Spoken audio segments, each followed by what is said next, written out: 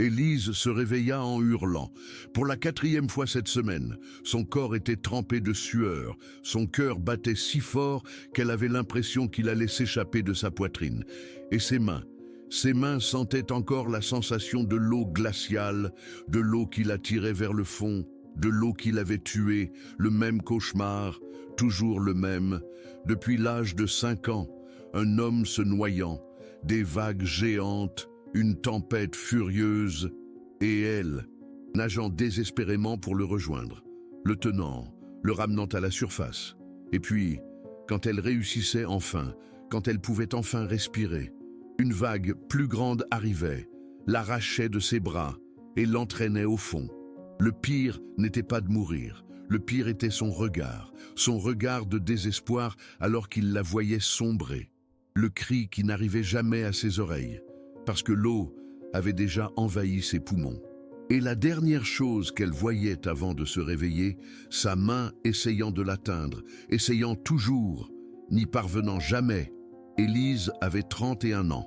Elle avait déjà consulté des psychologues, des psychiatres, des neurologues. Elle avait déjà fait des examens de toutes sortes. Elle avait déjà essayé des somnifères, des thérapies alternatives, l'hypnose. Rien ne fonctionnait.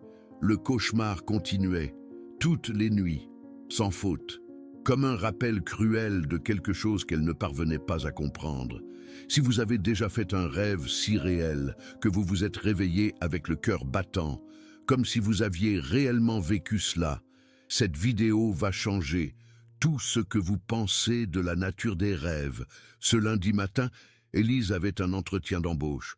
Ce n'était pas n'importe quel emploi. C'était l'opportunité dont elle avait besoin pour enfin quitter sa chambre de bonne, où elle vivait depuis des années. Un poste de gouvernante dans un manoir sur la côte, une rémunération avantageuse, le logement inclus, tout ce qu'elle avait toujours voulu.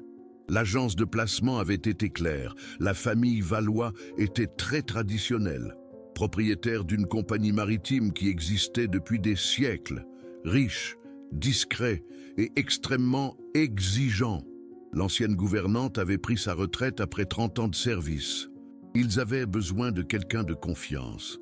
Élise se prépara avec soin, une robe simple mais élégante, les cheveux attachés, un maquillage léger. Elle essaya d'ignorer les cernes profondes que les cauchemars laissaient sur son visage. Elle essaya de sourire devant le miroir. Elle essaya de ressembler à quelqu'un qui dormait bien, quelqu'un de normal. Le taxi la déposa devant un portail en fer imposant. Derrière lui, une allée de gravier menait à un manoir blanc face à la mer. Le bruit des vagues arrivait jusqu'ici.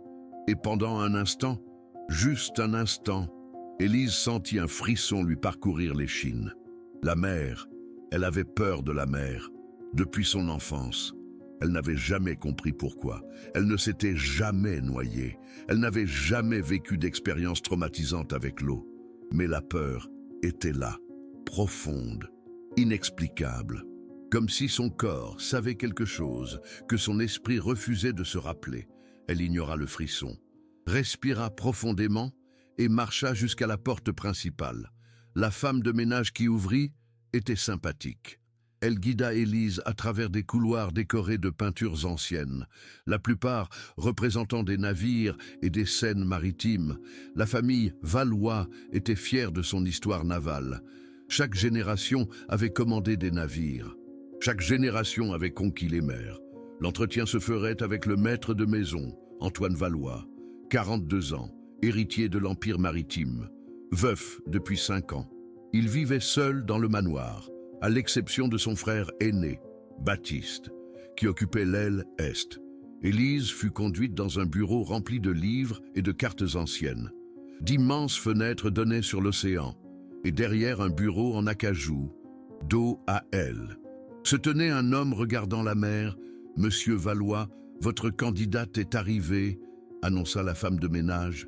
L'homme se retourna, et le monde d'Élise s'effondra. C'était lui, l'homme de ses cauchemars, le même visage, les mêmes yeux, la même expression, pas ressemblant, pas similaire. C'était lui, l'homme qu'elle voyait se noyer toutes les nuits depuis l'âge de 5 ans, l'homme qu'elle essayait de sauver, l'homme dans les bras duquel elle mourait. Élise sentit ses jambes flancher. La pièce se mit à tourner. Le bruit des vagues au loin devint assourdissant. Et la dernière chose qu'elle vit avant que tout ne s'obscurcisse fut le regard inquiet de lui, alors qu'il courait pour la retenir. Quand elle se réveilla, elle était allongée sur un canapé. Quelqu'un avait placé un coussin sous sa tête. Et le visage de l'homme de ses cauchemars était à quelques centimètres du sien, avec une expression d'inquiétude sincère. « Vous allez bien ?» demanda-t-il. La voix était exactement comme dans ses rêves, profonde, réconfortante et terriblement familière. Élise essaya de s'asseoir. « Excusez-moi, je ne sais pas ce qui s'est passé. Je ne m'évanouis jamais. Vous êtes devenu pâle soudainement, comme si vous aviez vu un fantôme. Un fantôme, s'il avait la moindre idée qu'elle le voyait mourir toutes les nuits depuis 26 ans. Je vais bien maintenant, mentit-elle. C'était juste, je crois que je n'ai pas bien mangé ce matin. Le trac de l'entretien, excusez-moi pour le dérangement. Antoine Valois l'observa pendant un long moment.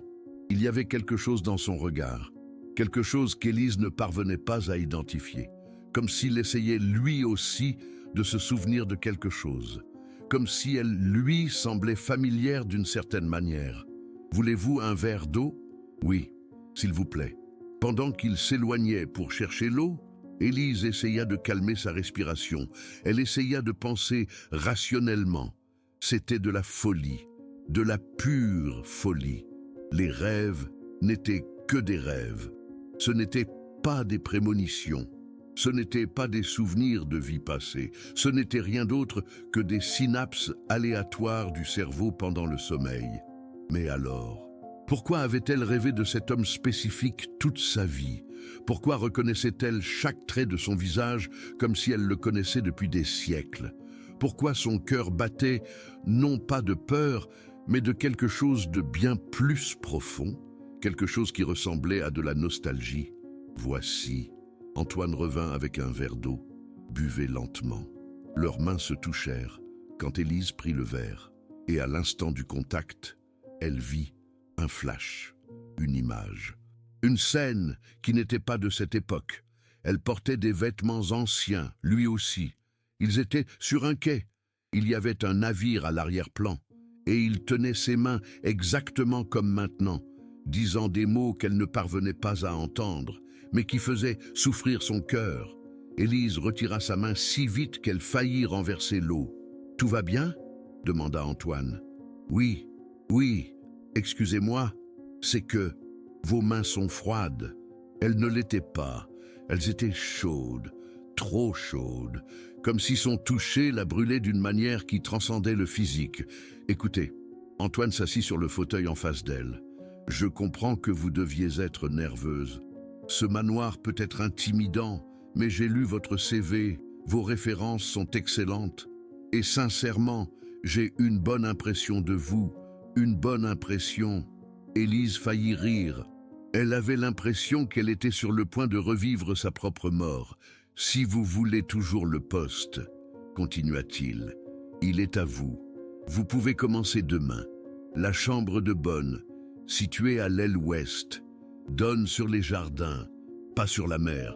Pourquoi pas sur la mer? Parce que l'ancienne gouvernante avait peur de l'eau. Elle pensait, peut-être, que vous aussi, vu la façon dont vous avez regardé l'océan en arrivant, on aurait dit, enfin, qu'elle était terrifiée. Élise déglutit difficilement. Il avait remarqué quelque chose qu'elle tentait de cacher depuis des décennies. « J'ai une certaine appréhension vis-à-vis de la mer, » admit-elle. « Rien de grave. Ça n'affectera pas mon travail. » Une appréhension. C'était l'euphémisme du siècle. Elle ressentait une terreur absolue, une terreur qu'elle ne pouvait expliquer. Une terreur qui, maintenant, savait tout son sens, et en même temps, aucun sens. « Alors, c'est décidé, » sourit Antoine, et c'était le sourire de ses cauchemars, le sourire qu'elle voyait avant que les vagues ne l'emportent. « Bienvenue au manoir Valois, Élise. J'espère que vous serez heureuse ici. » Heureuse. Elle était sur le point de vivre dans la même demeure que l'homme qu'elle voyait mourir chaque nuit. Comment pouvait-elle être heureuse? Mais elle avait besoin de cet emploi, besoin de cet argent, besoin de quitter cette chambre de bonne où sa seule compagnie était de ses cauchemars. Peut-être que être près de lui l'aiderait à comprendre. Peut-être qu'elle découvrirait enfin ce que ses rêves signifiaient. Ou peut-être qu'elle découvrirait quelque chose de bien pire. Si vous avez déjà ressenti une connexion instantanée avec quelqu'un, comme si vous le connaissiez d'une autre vie, restez jusqu'à la fin. Ce qui va être révélé dans cette histoire change tout. Élise commença à travailler le lendemain. Ses devoirs étaient simples: superviser le ménage, organiser les repas, s'assurer que le manoir fonctionnait parfaitement. Antoine était un employeur facile, poli, gentil, presque jamais à la maison pendant la journée, car il passait la plupart de son temps au bureau de la compagnie maritime. Mais la nuit, il revenait. Et chaque nuit, Élise devait lutter contre l'impulsion de le regarder, de mémoriser chaque trait de son visage, de le comparer à l'homme des cauchemars, qui l'a hanté depuis son enfance. Ils étaient identiques, absolument identiques. Durant la première semaine, les cauchemars empirèrent. Ils avaient maintenant plus de détails. Elle pouvait voir des vêtements spécifiques, un quai ancien, un navire de bois avec des voiles, et le nom du navire, brodé en doré, Sainte-Élise. Sainte-Élise, son propre nom. Coïncidence, tentait-elle de se convaincre. Simple coïncidence. Mais durant la deuxième semaine, quelque chose se produisit, qui détruisit toute possibilité de coïncidence. Élise nettoyait le grenier lorsqu'elle trouva une caisse de bois couverte de poussière. À l'intérieur, il y avait des documents anciens, des lettres jaunies et, au fond, un portrait à l'huile encadré. Le portrait montrait un homme, Antoine Valois, mais pas l'Antoine qu'elle connaissait. Un Antoine d'une autre époque, avec des vêtements du XVIIIe siècle, avec un chapeau de capitaine, avec la mer en arrière-plan. Et derrière lui, presque caché dans l'ombre, il y avait une femme, une servante, d'après son uniforme, une servante dont le visage était impossible à nier. C'était Élise. Elle était dans le portrait, un portrait de 1750, 274 ans en arrière. Élise lâcha le tableau comme s'il était en flammes. Son cœur s'emballa, sa respiration devint irrégulière. Et pour la première fois de sa vie, elle n'avait pas besoin de psychologue pour expliquer ses cauchemars. Ce n'étaient pas des rêves, c'étaient des souvenirs. Tout va bien? La voix venait de derrière elle. Élise se retourna et rencontra quelqu'un d'autre. Ce n'était pas Antoine. Il était plus âgé, plus dur, avec un regard qui la mettait mal à l'aise. Baptiste Valois, le frère aîné, celui qui vivait dans l'aile et apparaissait rarement. Oui, Élise tenta de se reprendre. Je nettoyais, j'ai trouvé ces vieux documents. Baptiste regarda le portrait sur le sol. Ses yeux se plissèrent. Intéressant, dit-il. Vous avez trouvé la collection de famille. Ces portraits ont des siècles. Celui-ci, c'est mon arrière-arrière-arrière-grand-père, Antoine Valois, le premier, fondateur de la compagnie maritime. Et la femme? Demanda Élise avant de pouvoir se retenir. La femme sur le portrait, qui est-ce? Baptiste ramassa le tableau et le regarda attentivement. Personne ne le sait avec certitude. Une servante de l'époque? Probablement. Il y a une légende dans la famille. À son sujet, on dit qu'elle s'est noyée en essayant de sauver le premier Antoine d'un naufrage. Il a survécu. Elle, non, il ne s'en est jamais remis. Il a passé le reste de sa vie, coupable de ne pas avoir réussi à la sauver. Élise sentit son sang se glacer dans ses veines. C'est vrai? L'histoire est vraie? Qui sait? Baptiste haussa les épaules. Légende de famille. Chaque famille ancienne a les siennes. Mais c'est curieux, n'est-ce pas? Vous lui ressemblez beaucoup à la femme du portrait. Vous pourriez être sa sœur jumelle avant. Oh, qu'Élise ne puisse répondre. Baptiste remit le tableau dans la caisse et quitta le grenier, sans dire un mot de plus. Élise resta plantée là pendant longtemps, à regarder la caisse, le portrait, qui prouvait l'impossible. La preuve que ces cauchemars n'étaient pas des cauchemars, c'étaient des souvenirs d'une vie passée, une vie où elle avait aimé Antoine Valois, une vie où elle était morte en essayant de le sauver, une vie qui, d'une certaine manière, était en train de se répéter. Et si elle se répétait, cela signifiait que le danger aussi était là, le naufrage, la noyade, la mort. Était-elle revenue pour enfin empêcher la tragédie? Ou était-elle destinée à la répéter? Élise avait besoin de le découvrir, avant qu'il ne soit trop tard. Qu'est-ce que vous feriez à la place d'Élise? Continueriez-vous à travailler au manoir, sachant que vous pourriez être destiné à y mourir, ou fuiriez-vous pendant qu'il en est encore temps? Commentez votre réponse maintenant. Élise décida de rester, pas par courage, pas par certitude, mais par nécessité. Elle avait besoin de comprendre. Elle avait besoin de savoir si elle était en train de devenir folle ou si tout cela était réel. Et la seule façon de le découvrir était de continuer à rester là, continuer à observer, continuer à chercher des réponses. Dans les semaines suivantes, elle passa chaque moment libre à faire des recherches sur l'histoire de la famille Valois.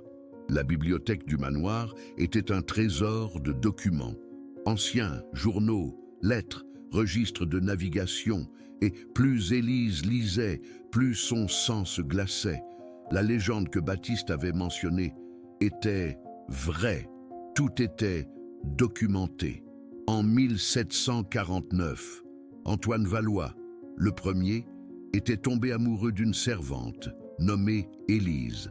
L'amour était interdit, il était le fils d'une famille noble, elle n'était personne. Mais ils s'aimaient en secret, se rencontraient en cachette, faisaient des plans pour s'enfuir ensemble. Et alors vint la tempête. Antoine avait été convoqué pour un voyage d'affaires. Le navire était le Sainte-Élise, baptisé en hommage à la femme qu'il aimait. Il partit un matin d'automne et n'aurait jamais dû revenir. Une tempête monstrueuse frappa l'embarcation. Le mât se brisa, la coque commença à se fissurer et Antoine fut projeté à la mer. Élise le sut. Les documents n'expliquaient pas comment, mais elle le sut. Elle courut jusqu'au port, vola un canot, rama contre des vagues impossibles. Et lorsqu'elle trouva Antoine flottant inconscient, elle sauta dans l'eau et le traîna jusqu'à un rocher. Il survécut. Elle, non, une vague l'a emporté. Et Antoine Valois, le premier du nom, passa le reste de ses 52 années rongé par la culpabilité. Il ne se maria jamais, n'eut jamais d'enfant. La fortune et la compagnie maritime passèrent à son frère cadet, qui initia la lignée, qui aboutit jusqu'à l'Antoine d'aujourd'hui. Mais il y avait quelque chose d'autre dans les documents, quelque chose qui fit cesser de battre le cœur d'Élise. Le frère cadet, celui qui hérita de tout. Il n'était pas innocent. Un journal intime, retrouvé des décennies plus tard, révéla la vérité. Le frère avait saboté le navire, avait relâché les amarres du mât, avait garanti que la tempête ferait le reste. Il voulait l'héritage pour lui, voulait se débarrasser d'Antoine, et il y était presque parvenu. La seule chose qu'il n'avait pas prévue, c'était Élise, la servante qui aimait trop, la femme qui sacrifia sa vie pour sauver l'homme qui aurait dû mourir. Élise referma le journal, les mains tremblantes. L'histoire était en train de se répéter. Elle le sentait dans chaque os de son corps. Antoine était en danger. Quelqu'un voulait le tuer. Et si elle ne faisait rien, la tragédie de 1750 allait se reproduire. Mais qui? Qui menaçait Antoine maintenant? La réponse vint plus vite qu'elle ne l'espérait. Cette même nuit, Élise fit le cauchemar le plus détaillé de toute sa vie. Ce n'était pas seulement le naufrage. C'était tout, chaque seconde, chaque parole. Elle vit Antoine, le premier, sur le quai, vit son frère s'approcher avec un sourire faux, vit la conversation entre eux, et pour la première fois, elle entendit ce qu'il disait. Le frère était en train de convaincre Antoine de faire le voyage, insistant sur le fait que c'était urgent, garantissant que le navire était en parfaite condition. Et Antoine, trop confiant, y crut. Élise, la première, observait de loin. Elle avait un mauvais pressentiment. Elle tenta d'avertir, tenta de dire qu'il y avait quelque chose qui n'allait pas. Mais Antoine n'écouta pas. Dit que c'était seulement de l'anxiété. Dit qu'il reviendrait dans une semaine. Dit qu'il l'aimait. Et il partit. Élise se réveilla en criant. Mais cette fois, ce n'était pas seulement de la peur, c'était une certitude. Elle savait ce qui s'était passé en 1750 et elle savait ce qui allait se reproduire. Baptiste, le frère aîné d'Antoine, celui qui habitait dans l'aile est, celui qui avait un regard qui la mettait mal à l'aise, le descendant direct du frère traître de 1750. Il allait tuer Antoine, exactement comme son ancêtre avait tenté de le faire. Élise avait besoin de preuves. Elle ne pouvait pas simplement accuser le frère de son patron de planifier un assassinat. Elle serait renvoyée immédiatement, ou pire, internée pour insanité mentale. Qui croirait une histoire sur des vies passées et des rêves prémonitoires? Elle commença à observer Baptiste, discrètement, notant ses mouvements, ses conversations au téléphone, ses visites mystérieuses, et ce qu'elle découvrit la terrifia. Baptiste était endetté. Il avait investi toute sa part de l'héritage dans des affaires ratées. Il devait de l'argent à des gens dangereux et la seule chose qui le sauverait était la mort d'Antoine. Avec son frère mort, il hériterait de tout, la compagnie, le manoir, la fortune. Mais comment comptait-il faire cela? Comment répéterait-il le crime de son ancêtre? La réponse vint dans une conversation qu'Élise entendit par hasard. Elle passait dans le couloir quand elle entendit la voix de Baptiste au téléphone. Elle s'arrêta, s'adossa au mur et écouta chaque mot. Oui, tout est arrangé. La sortie en bateau. Et samedi, Antoine adore les tempêtes. Il trouve poétique de naviguer au milieu du chaos. Le mécanisme de sabotage est déjà installé. Quand nous serons suffisamment loin de la côte, la coque va s'ouvrir et il ne sait pas bien nager. Noyade, accident tragique, j'hérite de tout. Élise couvrit sa bouche pour ne pas crier. C'était réel, c'était en train de se produire. Baptiste allait tuer Antoine, samedi, sur un bateau, au milieu d'une tempête, exactement comme en 1750. Et aujourd'hui, on était jeudi. Elle avait 2 jours pour l'empêcher. Mais comment? Qui allait la croire? Une gouvernante accusant le frère du propriétaire de la maison de planifier un assassinat basé sur des cauchemars, sur des vies passées. Élise passa la nuit, sans dormir, planifiant, pensant, essayant de trouver une issue. Et alors, le vendredi matin, quelque chose d'inattendu se produisit. Antoine la fit appeler dans son bureau. « Élise, j'ai besoin de te raconter quelque chose. » Elle s'assit sur la chaise, en face de son bureau. Son cœur battait à tout rompre. Se pouvait-il qu'il savait? Se pouvait-il qu'il avait découvert au sujet de Baptiste? « J'ai des rêves étranges, Élise, » dit Antoine. « Depuis que tu es arrivée ici, des rêves qui n'ont aucun sens. » Élise sentit l'air quitter ses poumons. Quel genre de rêve? Des rêves avec toi, mais pas toi, d'aujourd'hui, toi d'une autre époque, avec des vêtements anciens, dans des endroits que je n'ai jamais vus, mais que je semble connaître. Et à la fin de tous les rêves, la même chose. Quoi? Antoine la regarda dans les yeux, et pour la première fois, Élise vit en lui quelque chose qu'elle reconnaissait, de la peur, de la confusion, et une nostalgie impossible à expliquer. « Tu meurs, dit-il, tu meurs en essayant de me sauver, et je ne parviens jamais à te rattraper. » Élise sentit des larmes couler sur son visage, sans permission. « Vous aussi, vous rêvez de ça? »« Depuis mes 5 ans, Élise, » répondit Antoine. « Toujours le même rêve. Une femme qui meurt dans mes bras, une femme que j'aime, plus que tout, une femme que je n'ai pas réussi à sauver. Et quand je t'ai vu pour la première fois, lors de cette entrevue, je l'ai su. J'ai su que c'était toi, la femme de mes rêves, la femme que j'ai perdue. »« Alors vous croyez? » demanda Élise. « Vous croyez que nous avons vécu avant, que nous sommes morts avant? Je ne sais pas à quoi je crois, admit Antoine, mais je sais ce que je ressens. Je sens que je te connais depuis bien plus longtemps, que cette vie ne le permet. Je sens qu'il existe une dette entre nous, quelque chose qui est resté inachevé, et je sens que quelque chose de terrible est sur le point d'arriver. Élise déglutit. Il était temps de tout raconter. Je sais ce qui va arriver, dit-elle, et je sais en qui va le faire. Dans les heures qui suivirent, Élise raconta tout à Antoine, les cauchemars, le portrait, les documents sur 1750, la conversation de Baptiste au téléphone, le plan de sabotage du bateau. Antoine écouta en silence. Son visage passa de l'incrédulité au choc, du choc à la colère, de la colère à la détermination. Mon propre frère, dit-il, quand Élise termina, mon propre sang veut me tuer.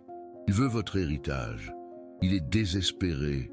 Et toi, tu es venu m'avertir, même en sachant que je pourrais ne pas croire, même en risquant ton emploi. Pourquoi? Élise le regarda dans les yeux. Parce que je suis déjà morte, en essayant de vous sauver une fois.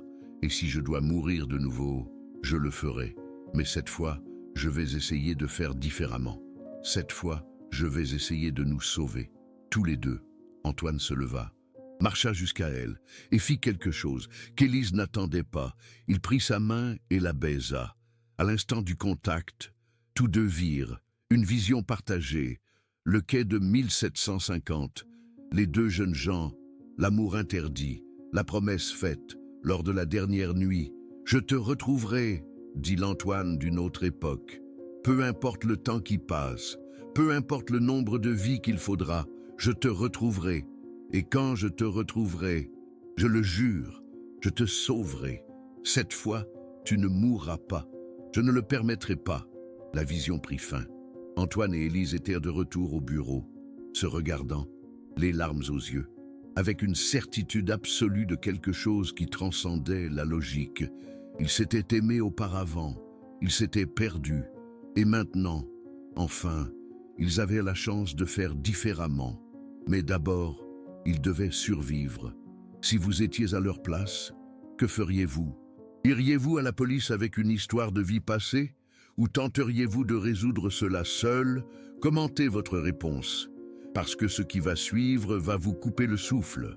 Antoine et Élise passèrent la nuit de vendredi à planifier. Ils avaient des options limitées. Aller à la police signifierait raconter une histoire à laquelle personne ne croirait. Affronter Baptiste directement pourrait être dangereux. Il avait déjà montré qu'il était capable de tuer. La meilleure option, décidèrent-ils, était de faire semblant de ne rien savoir, laisser Baptiste penser que son plan fonctionnait. Et alors, samedi, quand il essaierait d'exécuter le sabotage, il serait prêt. Mais il y avait un problème. Élise avait toujours peur de l'eau, une terreur absolue, le genre de peur qui paralyse, qui coupe le souffle, qui lui faisait sentir comme si elle se noyait déjà, rien qu'en regardant la mer. « Tu n'as pas besoin d'y aller ?» dit Antoine. « Je peux gérer ça seul, tu as déjà fait ta part, tu m'as prévenu, tu m'as sauvé. » « Non, répondit Élise. En 1750, je t'ai laissé partir seul. Je suis resté sur le quai à attendre, et quand j'ai réalisé que quelque chose n'allait pas, il était presque trop tard. Cette fois, je serai là, à tes côtés, du début à la fin. Mais ta peur, ma peur est un souvenir, interrompit Élise. C'est un souvenir de ce qui s'est passé quand j'ai essayé de te sauver, mais c'est aussi un souvenir que j'ai réussi. Je t'ai sorti de l'eau, je t'ai maintenu en vie. Oui, je suis morte après, mais tu as survécu. Si je l'ai fait une fois, je peux le refaire. Antoine la regarda avec un mélange d'admiration et de peur. Tu es la femme la plus courageuse que j'ai jamais connue. Dans aucune vie, je suis la femme qui t'aime, corrigea Élise. Dans toutes les vies. Ils passèrent le reste de la nuit dans les bras l'un de l'autre, ne faisant pas de plan, ne discutant pas de stratégie, sentant simplement la présence l'un de l'autre, mémorisant chaque seconde, comme s'il savait que cela pourrait être la dernière fois. Mais ça n'allait pas l'être. Élise n'allait pas le permettre. Cette fois, l'histoire allait avoir une fin différente. Certaines histoires ne devraient pas exister. Certaines connexions ne devraient pas être possibles. Mais nous voici, témoins de deux âmes qui ont traversé des siècles pour se retrouver. Si vous ne vous êtes pas encore inscrits à la chaîne, c'est le moment. Le samedi se leva gris, des nuages lourds à l'horizon, la mer agitée, parfait pour une tempête, parfait pour le plan de Baptiste. Élise se réveilla avant le soleil, vérifia la fenêtre. Le vent était déjà fort. Les vagues s'écrasaient contre les roches avec une violence qui la faisait trembler. Mais elle n'allait pas reculer. Antoine était sur le port quand elle arriva. À côté de lui, Baptiste, avec son sourire faux et ses yeux calculateurs. « Tiens, la gouvernante est venue nous dire au revoir, » railla Baptiste. « Comme c'est gentil. En fait, dit Élise, je viens avec vous. » Baptiste fronça les sourcils. « Toi, tu peux à peine regarder la mer sans devenir verte. Je ne serais pas sûr. » « J'insiste, maintint Élise, sa voix ferme. Monsieur Antoine a mentionné qu'il aimerait de la compagnie, et mon travail est d'assurer son confort. » Antoine acquiesça. « Elle a raison. Je l'ai invité. Un problème ?» Baptiste regarda de l'un à l'autre. Quelque chose dans son regard changea. Méfiance, prudence. Mais il ne pouvait pas refuser sans éveiller les soupçons. « Bien sûr que non, dit-il finalement. Plus on est de fous, plus on rit. Mais ne te plains pas si tu as le mal de mer. Le bateau était moderne, assez grand pour 3 personnes avec confort, équipé d'une technologie de navigation avancée. Et, quelque part, caché dans la coque, un mécanisme de sabotage attendant d'être activé. Élise embarqua la première. Ses mains tremblaient, son estomac était retourné, mais elle se força à paraître calme, à paraître normale, apparaître quelqu'un qui ne savait pas qu'elle entrait dans un piège. Antoine embarqua ensuite. Ses yeux croisèrent les siens pendant une seconde. Un message silencieux. « Je suis là. Nous sommes ensemble. Tout ira bien. » Baptiste fut le dernier. Il prit les commandes du gouvernail avec la familiarité de quelqu'un qui connaissait bien cette embarcation. Bien sûr qu'il connaissait. Il avait passé des semaines à planifier chaque détail du crime. Le bateau quitta le port, les vagues devinrent plus grosses, le ciel plus sombre. La tempête promise arrivait, et exactement 1 heure après leur départ, quand ils étaient suffisamment loin de la côte pour que personne ne puisse les aider. Baptiste fit son mouvement. « Je crois que j'ai entendu un bruit étrange dans la coque, » dit-il. « Je vais vérifier. » Il descendit dans la cale du bateau, où le mécanisme était caché, où il allait activer le sabotage qui coulerait le navire et tuerait son frère.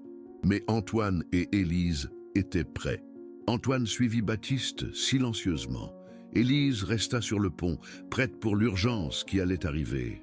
Dans la cale, Baptiste trouva le mécanisme, une vanne qui, une fois ouverte, inonderait la coque en quelques minutes. Ses doigts touchèrent le contrôle. Son sourire s'élargit. Il allait enfin avoir ce qu'il méritait.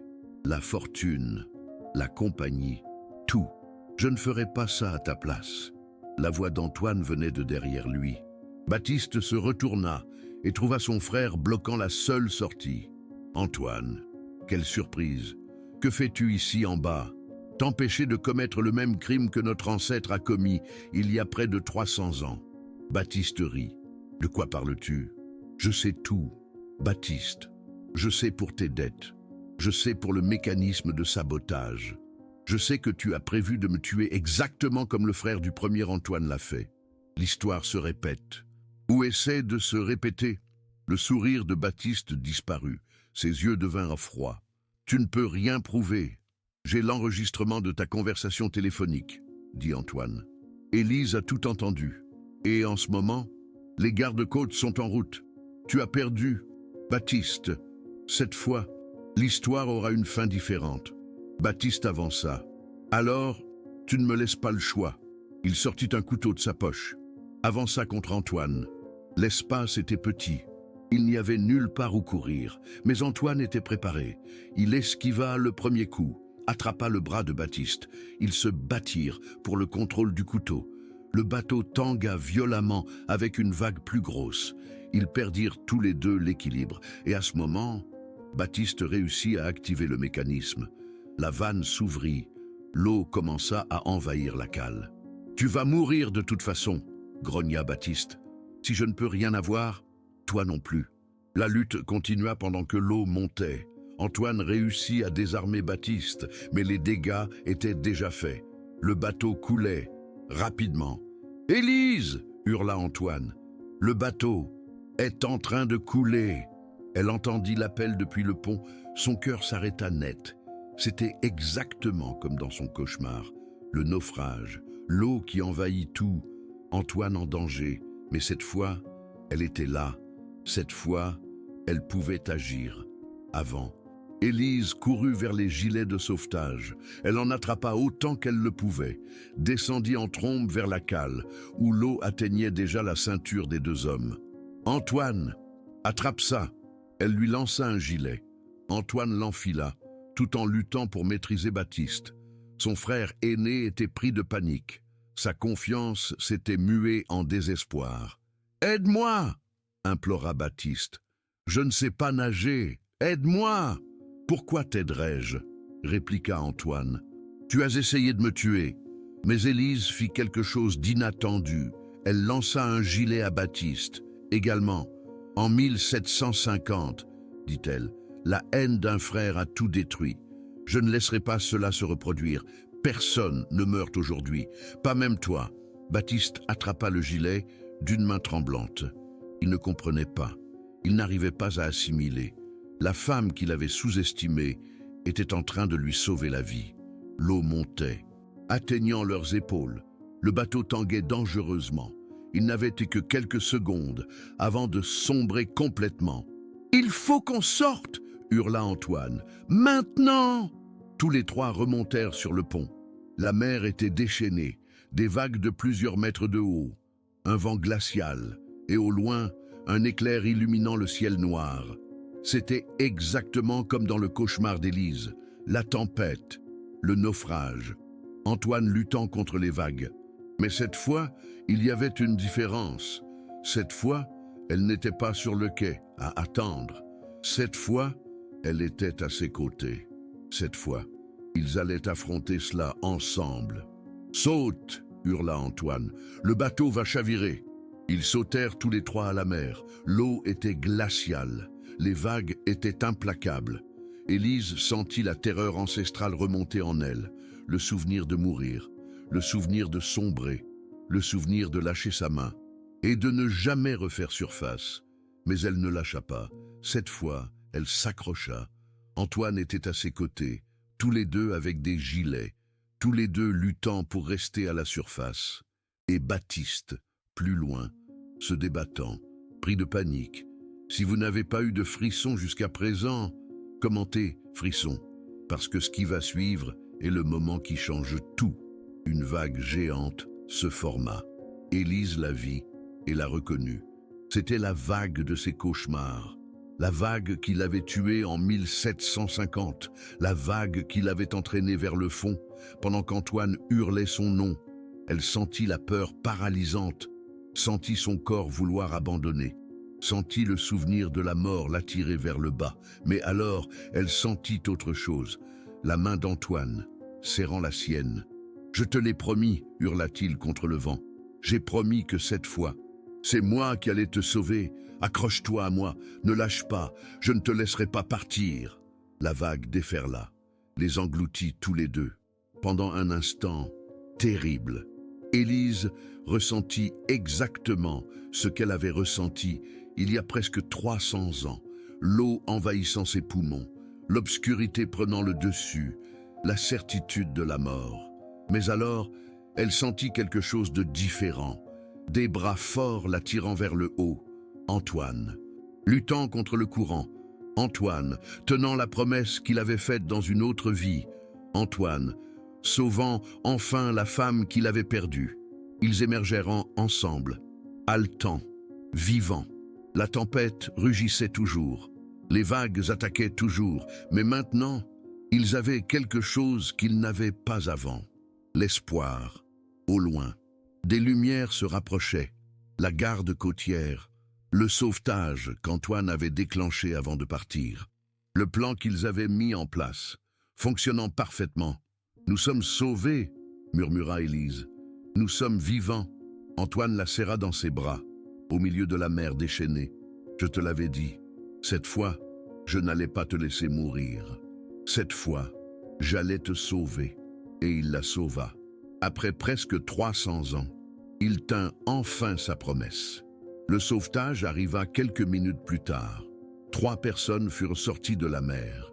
3 personnes qui auraient dû mourir. 3 personnes qui avaient défié le destin que l'histoire tentait de répéter. Baptiste fut le premier à être remonté. Il était en état de choc, tremblant, incapable de regarder son frère, qu'il avait tenté de tuer. La garde côtière le menotta dès leur arrivée au port. Les preuves étaient irréfutables. L'enregistrement de l'appel, le mécanisme de sabotage trouvé dans les décombres, le témoignage d'Antoine et d'Élise. Il fut condamné à 20 ans de prison, les mêmes 20 ans que son ancêtre aurait dû prendre en 1750, si la justice avait été rendue à cette époque. D'une certaine manière, c'était la justice cosmique, recouvrant enfin une dette de presque 300 ans. Mais pour Antoine et Élise, l'histoire ne faisait que commencer. Dans les jours qui suivirent le sauvetage, les cauchemars d'Élise cessèrent. Pour la première fois depuis l'âge de 5 ans, elle dormit toute la nuit, sans se réveiller en criant, sans voir Antoine se noyer, sans sentir l'eau envahir ses poumons. Les rêves qu'elle faisait maintenant étaient différents. C'étaient des rêves de paix, des rêves d'amour, des rêves d'une vie longue, aux côtés de l'homme qui avait traversé les siècles pour la retrouver, et une semaine après le naufrage. Antoine l'appela pour une conversation. « Élise, je dois te demander quelque chose. » Ils étaient dans le jardin du manoir. La mer rugissait au loin, mais maintenant, le son ne l'effrayait plus.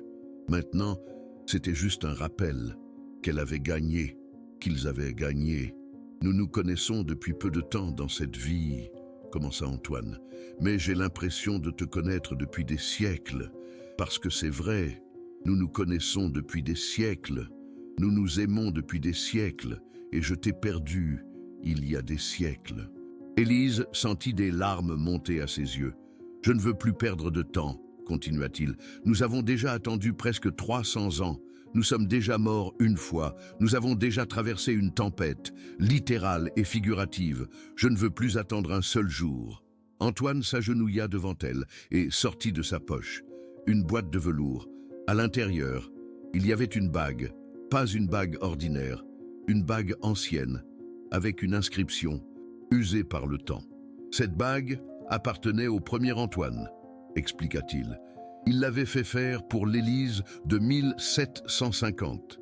Il allait la lui donner, à son retour de voyage. Mais il n'est jamais revenu.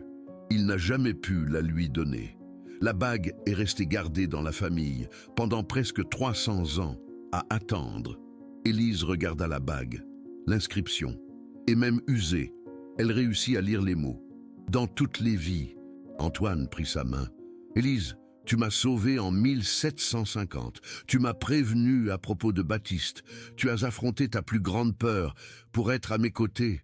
Tu es la femme la plus courageuse, la plus loyale, la plus extraordinaire que j'ai jamais connue. Dans n'importe quelle vie, elle pleurait maintenant, des larmes de joie, de soulagement, d'amour. Veux-tu m'épouser? Veux-tu passer le reste de cette vie à mes côtés? Et toutes les vies qui viendront après ?»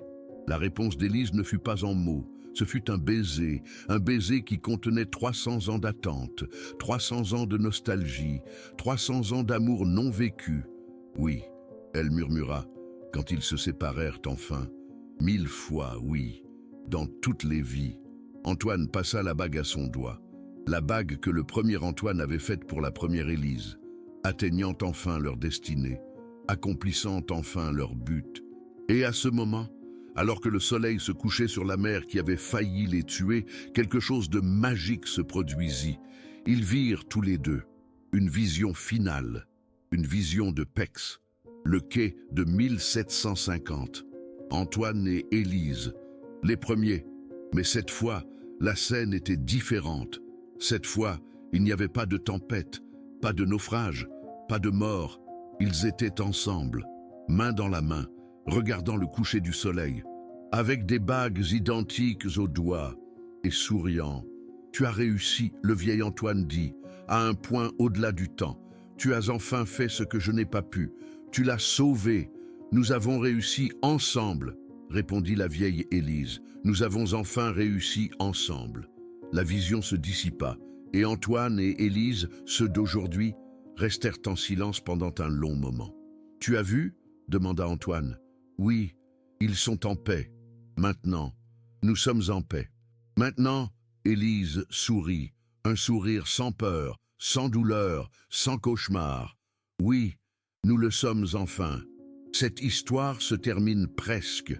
Mais avant de partir, je dois vous raconter ce qui s'est passé ensuite, parce que certaines histoires méritent une fin complète. » Dans les jours qui suivirent la demande en mariage, Élise et Antoine furent confrontés à une décision importante.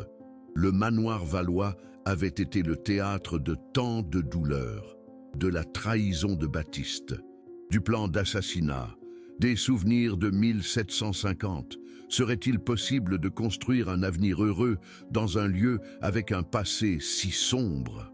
C'est Élise qui donna la réponse. « Nous n'allons pas fuir le passé, dit-elle. Nous allons le transformer.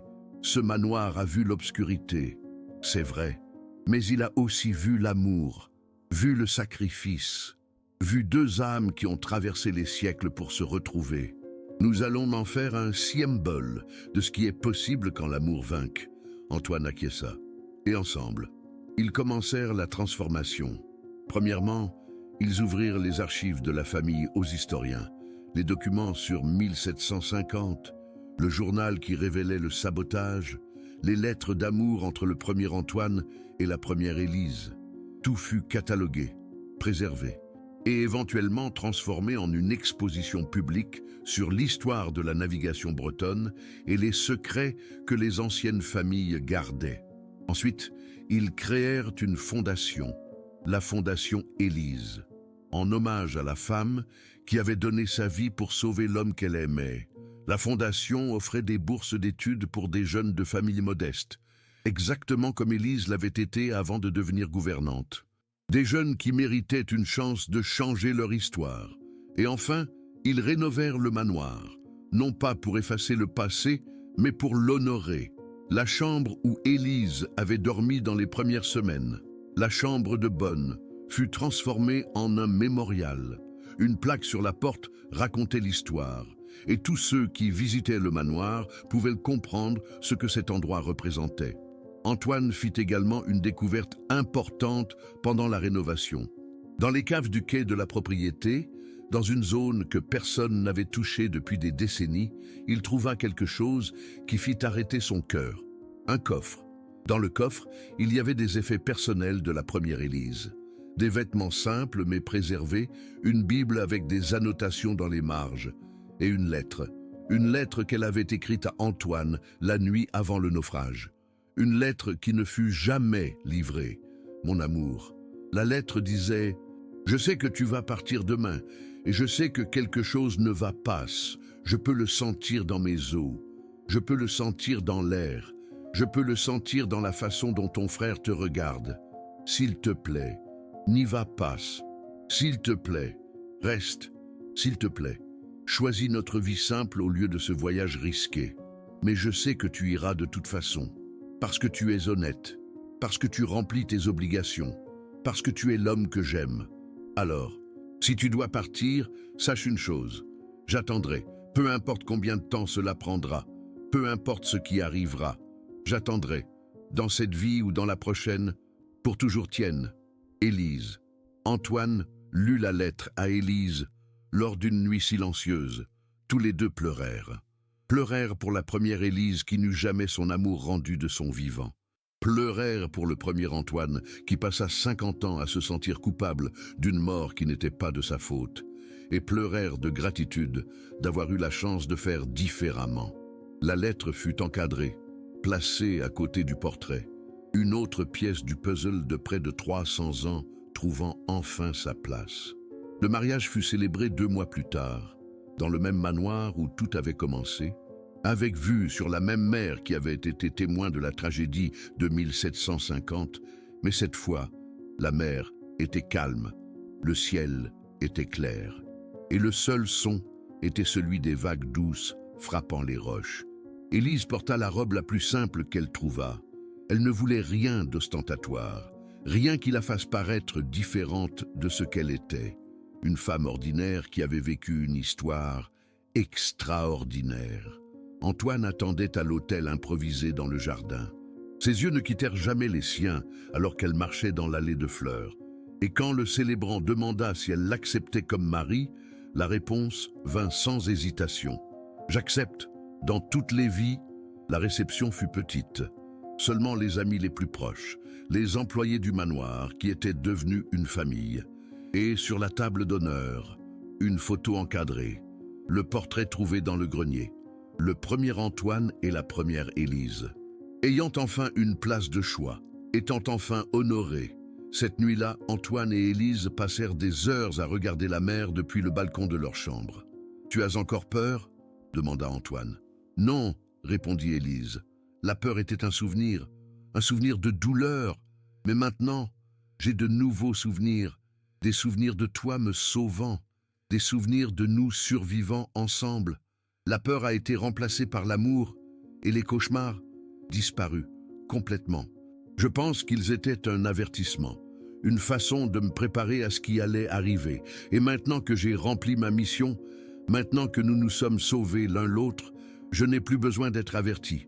Nous sommes en sécurité. » Antoine la serra dans ses bras. « J'ai passé toute ma vie à rêver de ta mort, » dit-il. « Je me réveillais chaque nuit en ayant l'impression d'avoir échoué, de ne pas avoir réussi à te sauver, que c'était de ma faute. Je sais, » murmura Élise. « J'avais les mêmes rêves, sauf que de l'autre côté, mais maintenant, c'est fini. Maintenant, c'est fini, » acquiesça-t-elle. « C'est enfin fini. » Ils restèrent en silence pendant un long moment, écoutant seulement la mer, sentant seulement la présence l'un de l'autre, existant seulement ensemble. Les années passèrent. Antoine et Élise eurent 3 enfants, 2 garçons et une fille. Chacun naquit avec une petite marque de naissance sur l'épaule droite. Une marque en forme d'encre, la même marque qu'Élise avait dans le dos depuis sa naissance. Ils grandirent en écoutant l'histoire de la première Élise et du premier Antoine, l'histoire du naufrage, l'histoire d'un amour qui a traversé les siècles, et chacun d'eux, d'une manière différente, a porté cette histoire en lui. Le frère aîné, Baptiste, est devenu historien. Il a passé sa vie à faire des recherches sur la famille Valois, à documenter chaque génération, chaque tragédie, chaque triomphe. Son livre sur la légende de la première Élise est devenu une référence académique. Le cadet est devenu marin, non pas par ironie, mais par amour de la mer. Cette même mer qui avait failli emporter ses parents. Il disait qu'il ressentait une connexion avec les eaux, comme si quelque chose de très ancien en lui avait besoin de faire la paix avec l'océan. Et la Benjamine est devenue psychologue, spécialisée dans les rêves. Elle a étudié toute sa vie, essayant de comprendre comment les cauchemars de sa mère pouvaient être des mémoires d'une vie passée. Elle n'est jamais parvenue à une conclusion scientifique satisfaisante, mais elle n'a jamais cessé d'y croire. Chacun des enfants, à un moment de sa vie, a fait un rêve différent. Ce n'étaient pas des cauchemars comme ceux de leur mère, c'étaient des rêves de Paix, des rêves où ils voyaient le premier Antoine et la première Élise ensemble, heureux, leur faisant un signe de la main, comme pour les remercier, comme s'ils pouvaient enfin se reposer parce que quelqu'un avait terminé ce qu'ils n'avaient pas pu faire. La petite fille aînée, fille de l'historien, est née le même jour de l'année où la première Élise était morte, en 1750. Coïncidence, disaient certains. Mais la famille savait qu'il n'existait pas de coïncidence dans cette histoire. Elle a été baptisée Élise, la troisième Élise, Et depuis son plus jeune âge, elle a manifesté une affinité inexplicable avec l'eau. Elle nageait comme si elle était née dans la mer, comme si elle récupérait quelque chose qui avait été perdu il y a longtemps. Des années plus tard, cette même petite fille a trouvé un ancien journal intime, caché dans un double fond du grenier. Le journal appartenait à la première Élise, des pages et des pages de ses pensées, de ses rêves, de son amour interdit pour le jeune Antoine. Et à la fin, une dernière annotation, faite la nuit avant le naufrage. « J'ai fait un rêve », écrivait-elle, « un rêve différent de tous les autres. J'ai rêvé que je me réveillais dans une autre époque, dans un autre corps. Et il était là, Antoine était là, et cette fois, nous survivions. Cette fois, l'amour gagnait. Je ne sais pas si c'est un rêve ou une vision du futur, mais si c'est vrai, si un jour il existe une autre Élise et un autre Antoine, je veux qu'ils sachent, ça en valait la peine. Chaque seconde à l'aimer en valait la peine, et je ferai tout de nouveau. La famille a encadré cette page et l'a placée à côté du portrait original. Une preuve de plus que les rêves de la première Élise étaient aussi prophétiques. Elle avait vu l'avenir. Elle avait vu ses descendants spirituels vivant enfin l'amour qu'elle n'avait pas pu vivre. Le manoir valois est devenu un lieu de pèlerinage pour les personnes qui croyaient aux vies passées, les couples qui ressentaient des connexions inexplicables, les personnes qui avaient des rêves répétitifs qu'elles ne parvenaient pas à comprendre. Tous voulaient connaître l'endroit où deux âmes s'étaient enfin retrouvées. Antoine et Élise les recevaient toujours personnellement. Ils racontaient l'histoire, montraient les documents, et à la fin, ils disaient la même chose. Prêtez attention à vos rêves. Ils peuvent être plus que des rêves. Ils peuvent être des mémoires. Ils peuvent être des cartes. Ils peuvent être la clé pour retrouver la personne que vous avez perdue dans une autre vie. Quand Élise a eu 70 ans, Antoine a organisé une célébration. 40 ans de mariage, 40 ans depuis ce jour sur la mer, 40 ans depuis qu'ils avaient enfin brisé le cycle. La fête a eu lieu dans le même manoir, dans le même jardin, avec vue sur la même mer. Et quand est venu le moment des discours, Antoine s'est levé. « Quand j'étais enfant, commença-t-il, je faisais des cauchemars toutes les nuits. Je rêvais d'une femme que j'aimais, mourant dans mes bras, et je me réveillais en sentant que j'avais échoué, que c'était de ma faute, que je lui devais quelque chose, que je ne pourrais jamais payer. » Les invités écoutaient en silence. « J'ai passé des décennies sans comprendre ces rêves. J'ai cru que c'était un traumatisme. J'ai cru que c'était de la folie. J'ai cru que c'était juste dans ma tête. Jusqu'à ce que je rencontre Élise. » Il la regarda, la femme qu'il aimait depuis plus longtemps, que cette vie ne le permettait. Élise m'a montré que les rêves n'étaient pas de la folie, c'étaient des mémoires. Les mémoires d'une vie que nous avions vécue ensemble il y a près de 300 ans. Une vie où elle est morte en me sauvant. Une vie où j'ai fait une promesse que je n'ai pas pu tenir. Des larmes coulaient sur le visage d'Élise maintenant. Mais dans cette vie, je l'ai tenue. Dans cette vie, je l'ai enfin sauvée. Dans cette vie, l'amour a gagné. Et il n'y a rien, rien dans ce monde, ni dans aucun autre, qui me rende plus reconnaissant. Ou que d'avoir eu la chance de faire différemment. Il leva un verre. À Élise, ma femme, mon âme sœur, ma reine, dans toutes les vies, tout le monde trinqua. Et Élise, entre larmes et sourires, comprit enfin pourquoi elle était née avec ses cauchemars, pourquoi elle avait souffert de 26 ans de nuits agitées, pourquoi son corps avait toujours eu peur de la mer. Tout cela était pour l'amener jusqu'ici, jusqu'à Antoine, jusqu'à ce moment, jusqu'à la fin heureuse qu'il méritait depuis près de 300 ans.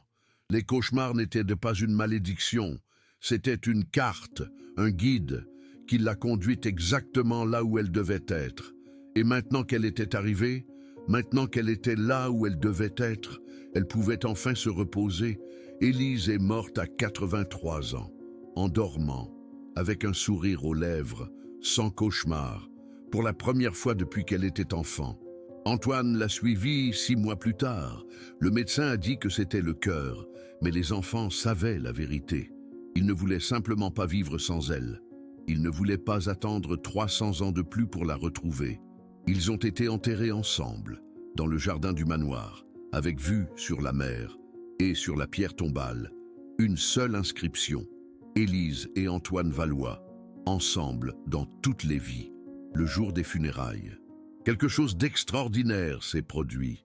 La mer, qui avait été agitée toute la semaine, est devenue complètement calme.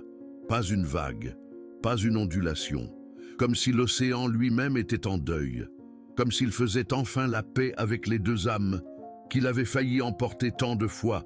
Les petits-enfants racontent que ce jour-là, ils ont vu quelque chose à l'horizon, une vision qui n'a duré que quelques secondes. Deux silhouettes, main dans la main, marchant sur l'eau en direction du coucher de soleil, un homme et une femme, vêtus de vêtements d'une autre époque, regardant en arrière une dernière fois avant de disparaître.